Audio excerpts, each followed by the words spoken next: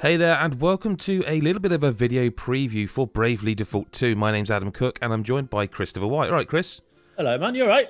I'm good. I'm very Good. intrigued because Bravely Default is a series that people have told me for years that I should play because it's right up my street. It's developed by Square Enix, and obviously it's a Switch exclusive.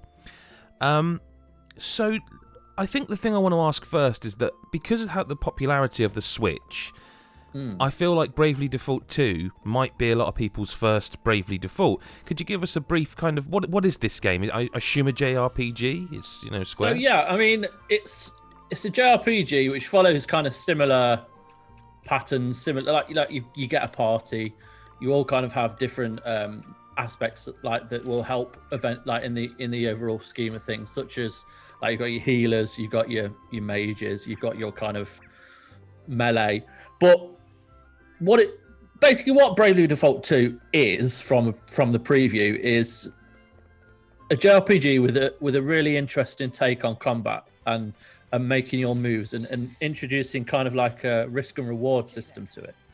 So the Bravely Default name is also kind of what that encompasses. So for example, you've got two options in combat. Well, you've got a lot of options to be fair, but the two options that I'm going to go into are Brave and Default. So at the start of every turn, depending on whether because there's also like if you, like in a Persona when you ambush someone, you kind of get the upper hand. So if you attack them without noticing, you'll get like a Brave slot. So if you like select Default, it means you like not take your turn then, but you can store up an ability or an action, for example. Okay. So say I decided to not attack but store up an action with Default. When it came back to my next turn, I could take two actions. So I could attack twice, or I could heal someone and then attack, or I could do two kind of lumps of magic. And then if I select Brave, it kind of uses all of those stored up actions. It's easy to see, Yes. but it's quite smart in the way that it, like, if I'm nearly dead, but I feel that if I can store an action for the next round, which could result in their kind of defeat, I might do that. Or if I decide to attack me using the Brave, then it kind of puts me at a disadvantage in the next round. Okay. So it's quite genius. It's basically a risk and reward system that allows you to kind of push the boundaries of what you can do in combat, and it kind of will either mean you succeed or you can suffer greatly, because the enemy can also do that. So they can also kind of shield themselves, and then on the next round, if you've not taken them out, they can unleash like a flurry of different attacks on all your party members, and you kind of learn the hard way that you can be defeated very quickly. So, from what I'm looking at, it's a Switch game, so a lot of people are always going to ask this question. But I mean, I believe the originals were like 3DS games. Yeah. So, how does it look? And I guess again, important to note that you are only talking about a small section at the start of the game. There were demos released for this, and there were a few people mentioned issues with how it ran the demo. Now, the demo was actually released quite a while ago, so I'm hoping that given there's been more development time since, it runs well and looks good. But you've played it, so you tell me. Yeah, I mean, I think it looks beautiful. I think the kind of designs of the environments, like the cities. So a couple of cities I visited. There's one you start off in, but then there's Savalon, which is like almost kind of Arabian city. So think like Aladdin. But like the art style does remind me of like Octopath. Okay. Because like the JRPG on the Switch is a perfect little game to kind of chip away at. But like the visuals in the cities are gorgeous, like hand drawn, really kind of layered. There's a lot kind of going on. There's certain like quests you can pick up in the cities and whatnot, and shops and all that. But like visually, it's beautiful. And then when you kind of go out into the field and you like between cities, it's as if it's like a dungeon where you kind of walk through these different paths and take out enemies, and then you can like save at certain points within the dungeon. You can also kind of save your progress like in the dungeon, so it's not like when you're out in the real world you can kind of save wherever you want. You kind of stuck to only saving at certain points. So is quite challenging. And then like in the actual battles, like there's so many different types of monsters, all with different elemental abilities and that, and they're all like great, like beautifully designed. Like, so it's a really kind of pretty game on all levels. So I suppose I was going to ask how. I mean, it's going to be a long game, and obviously we'll come back with a full review at some point. But I guess the question is then, how are you? In a preview sense, we always say that it's become a bit of a joke in itself. But what you're allowed to talk about.